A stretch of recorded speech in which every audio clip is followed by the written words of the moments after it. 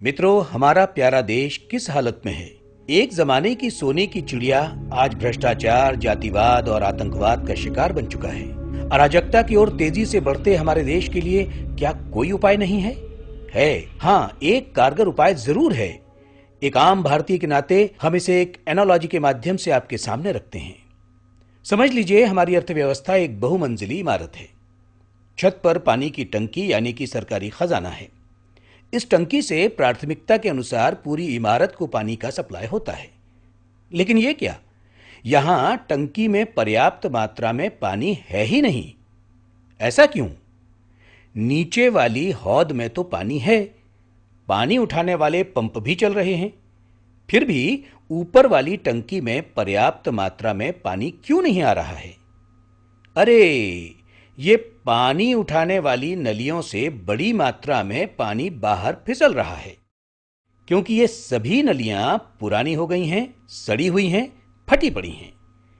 ये पंप और ये नलियां हमारे देश की कर व्यवस्था है, जो हमारे स्थानीय, राज्य और केंद्र सरकारों को पर्याप्त मात्रा में राजस्व यानी कि आय प्रदान करती है।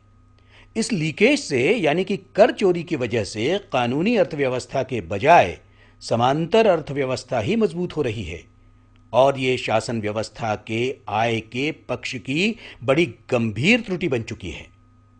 इस रिसाव का, लीकेज का कोई हिसाब नहीं है, इसलिए ये अनअकाउंटेबल है। इसको काला पैसा भी कहा जा सकता है। दूसरी तरफ टंकी में जितना भी पानी है वो सभी मंजिलों को पूरी तरह पहुंच ही नहीं रहा है। सप्लाई करने वाली नलियों से भी रिसाव हो रहा है। यह है भ्रष्टाचार। ऊपर से 100 रुपये भेजे तो नीचे 10 रुपये भी नहीं पहुंचते। इस भ्रष्टाचार की वजह से समांतर अर्थव्यवस्था बढ़ती ही जा रही है। इस पर शासन क्या कर रहा है? बाहर से टैंकर से पानी लाकर निचले वाले हौद में डाला जा रहा है, यह सोच के शायद ऊपर वाली टंकी तक पर्याप्त पानी पहुंच जाए।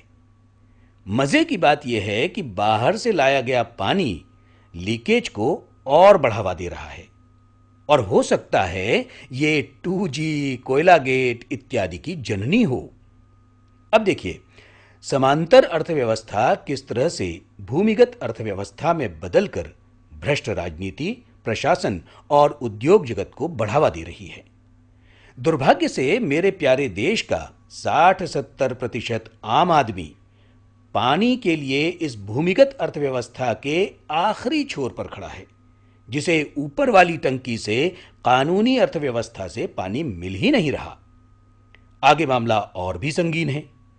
यह चेहरा यानी देश विघातक भ्रष्ट शक्तियों का प्रतीक इस भूमिगत अर्थव्यवस्था से पोषित हो रहा है।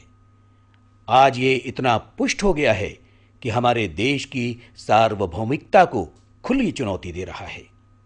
दूसरी तरफ यही भूमिगत अर्थव्यवस्था हमारे देश की चुनाव प्रक्रिया भी चला रही है, जिसकी वजह से हमारी राजनीति नेक, ईमानदार और लायक हाथों से निकलकर भ्रष्ट और अपराधी हाथों में चली गई है। यह है हमारे देश के काले पैसे का काला वर्तमान। क्या यह स्थिति बदल सकती है? हां, ये बदल सकती है, पूरी तरह से बदल सकती है, और संविधान के दायरे में ही इसका समाधान भी हो सकता है। सिर्फ दोनों तरफ का रिसाव रोककर हम पूरी समांतर अर्थव्यवस्था को ध्वस्त कर सकते हैं।